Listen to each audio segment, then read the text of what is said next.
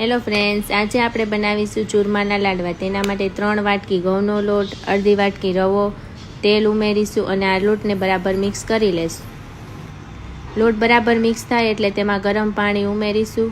થોડો થોડો લોટ બાંધી અને પીંડિયા વાળી લેશું.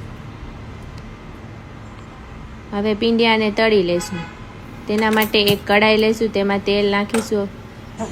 તેલ ગરમ થાય એટલે તેમાં પીંડિયા તળી લેશું. પીંડિયા ગોલ્ડન બ્રાઉન થાય ત્યાં સુધી તેને તળી લેવાના. તો આપણા પીંડિયા તૈયાર થઈ ગયા છે. હવે તેના નાના નાના ટુકડા કરી લેશું જેથી ઠરી જાય. હવે મિક્સર જાર લેશું, તેમાં ટુકડા નાખીશું. હવે તેમાં એક જાયફળનો ટુકડો ઉમેરીશું અને મિક્સ કરી લેશું. હવે એક કઢાઈ લેશું, તેમાં ન્યુચરાઇટ A2 ગીર ગાયનું ઘી ઉમેરીશું, જે 100% શુદ્ધ છે અને લેબ ટેસ્ટ અને નેચરલ ઘી છે. અને સુગંધ પણ બહુ મસ્ત આવે છે. હવે તેમાં ગોળ ઉમેરીશું અને પાઈ લઈ લેશું.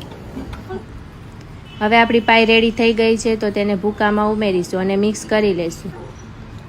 હવે ઉપરથી કાજુ બદામનો ભૂકો ઉમેરી બરાબર મિક્સ કરી લેશું અને લાડવા વાળી લેશું.